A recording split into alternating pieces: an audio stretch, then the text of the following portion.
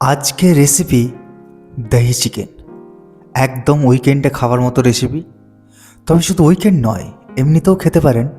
একদম সাদামাটা, just simple but very very tasty. তাহলে শুরু করা যাক। ফার্স্ট, ম্যারিনেশনের জন্য আমি এখানে প্রথমে কাঁচা লঙ্কাগুলোকে ছোট্ট করে কেটে নেব। তারপর ধনেপাতার যে সরু সরু ডাঁটিগুলো থাকে ওইগুলোকেও ছোট্ট করে কুচো করে নেব, সঙ্গে ধনেপাতা কাটা হয়ে গেলে তারপরে একটা লেবু নিয়ে ওটা দুফালি করে কেটে নেব। হাফটা দেবো, পুরো দেওয়ার দরকার নেই, কারণ দহি চিকেন তো, তাই দইটা তো টক, নাহলে বেশি টক হয়ে যাবে, ভালো লাগবে না। তো এখানে 700 গ্রাম আমি চিকেন নিয়েছি। এতে লেবুর রসটা ভালো করে টিপে এতে দিয়ে দেবো।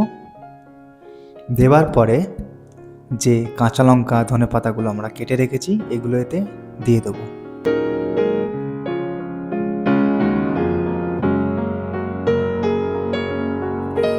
এগুলো দেওয়ার পরে সিম্পলি যে সাদা তেল আমরা সব রান্নাতে ইউজ করি, রিফাইন তেল, ওই তেলেতে কিছুটা অ্যাড করে দেবো।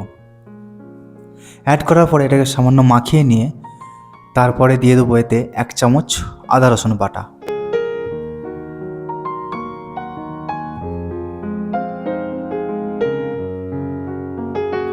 তারপরে সিম্পলি ভালো করে মাখিয়ে নেবো। মাখিয়ে এটা আধা ঘন্টা, 1 ঘন্টা, 2 ঘন্টা, 3 ঘন্টা, 4 ঘন্টা, 5 ঘন্টা, যেরকম আপনার মর্জি, যেরকম আপনার হাতে টাইম থাকবে, তবে মিনিমাম আধা ঘন্টা এটা রাখতে হবে।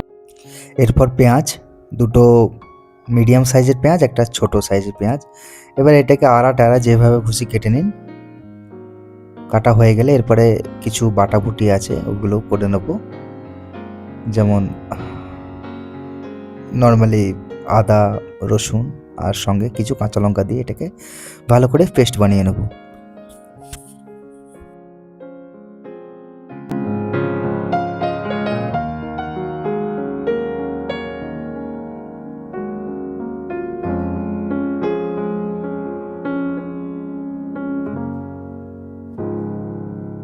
এটা বাটা হয়ে গেলে একটা মশলা বানিয়ে নেব। মশলা বলতে কিছু নেই, 7-8টা বা 9টা লং, 2টো এলাচ, আর সঙ্গে 10-12টা গোলমরিচ, সঙ্গে কাসুরি মেথি। এটা ভালো করে গরম করে নিয়ে এটাকে বেটে গুঁড়ো করে নেবো, একটা পাউডার বানিয়ে নেবো। এটার কিন্তু একটা কাজ আছে, এটার কাজ দেখতে হলে লাস্ট পর্যন্ত ভিডিওটা দেখতে হবে, নাহলে কিন্তু বুঝতে পারবেন না। এটার বিরাটই একটা ইম্পর্টেন্ট কাজ আছে, এতে কিন্তু স্বাদ দ্বিগুণ দ্বিগুণ দ্বিগুণ বেড়ে যায়। হ্যাঁ, সঙ্গে 1 চামচ নুন অ্যাড করেছি আমি। এটা ভালো করে গরম হয়ে গেলে এটাকে পিষে নেব, পিষে একটা পাউডার বানিয়ে নেব।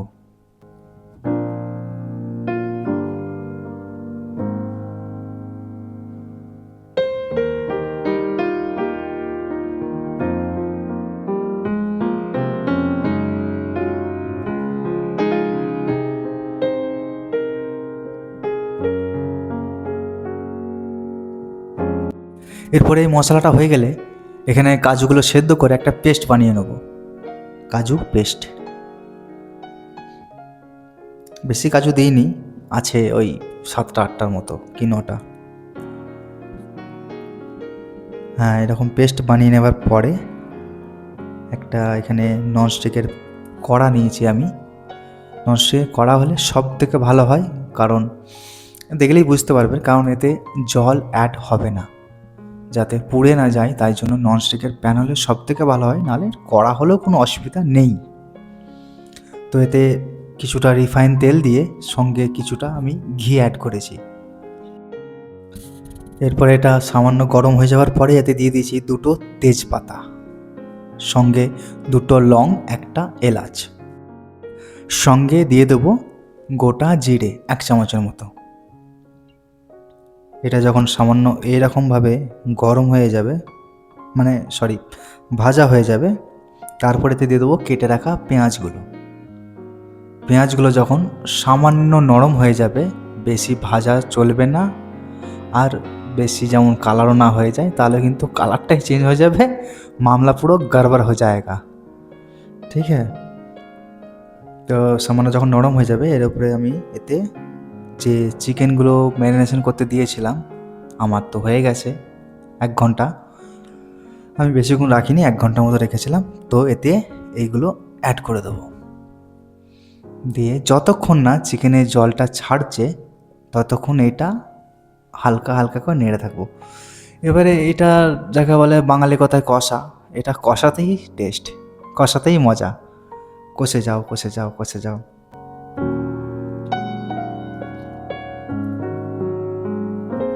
যখন চিকেনের জলটা মানে প্রায় শুকিয়ে যাবে, 70% মতো যখন সেদ্ধ হয়ে যাবে, তারপরে বাকি যে মশলাগুলো আছে, মশলা বলতে কিছু নেই, ওই দই আর কাজুটা।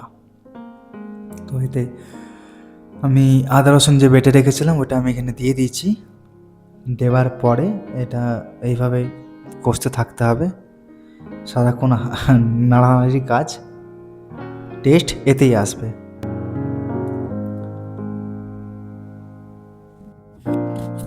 সেভেন্টি পার্সেন্ট মতন কুক হয়ে গেছে আমার সেদ্ধটা। তারপরে এতে দিয়ে দেবো বেটে রাখা কাজুগুলো, কাজু পেস্ট।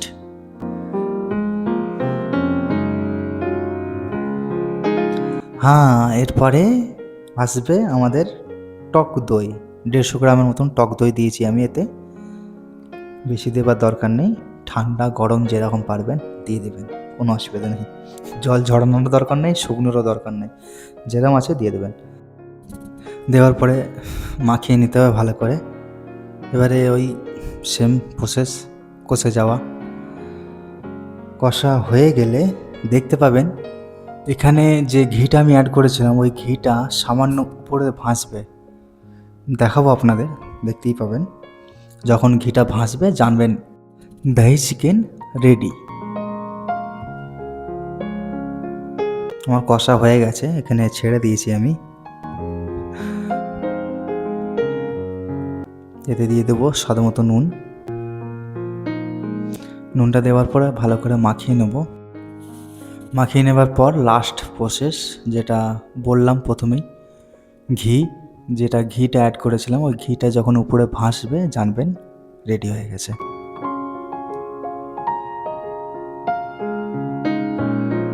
আরেকটা কথা, আপনারা যদি এরকম সাদা না পছন্দ করেন তাহলে কিন্তু ওই ম্যারিনেশনের সময় সামান্য হলুদ অ্যাড করে দিলেই হবে, বেশি দেওয়ার দরকার নেই, সামান্য দেবেন। তবে আমার এই কালারবিহীন সাদামাটা দহি চিকেনই ভালো লাগে, তাই আমি এরকম সাদামাটা বানিয়েছি। আপনারা চাইলে ওই হলুদ ইউজ করতে পারেন।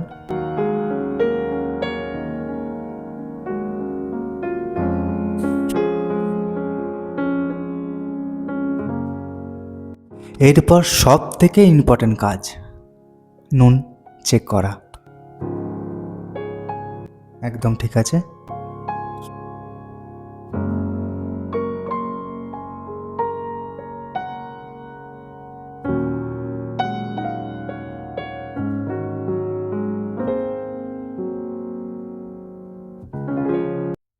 দেখতেই পাচ্ছেন ঘিটা কিন্তু উপরে সামান্য করে উঠে আসছে। আমি আরও কাছ থেকে দেখাচ্ছি, দেখুন। দেখতেই পাচ্ছেন ঘিটা উপরে উঠে এসেছে, মানে আমাদের দহি চিকেন রেডি। এরপর যে পাউডারটা আমি বানিয়েছিলাম ওই পাউডারটা এবারে কাজে লাগবে, দেখুন, একটু দেখলেই বুঝতে পারবেন।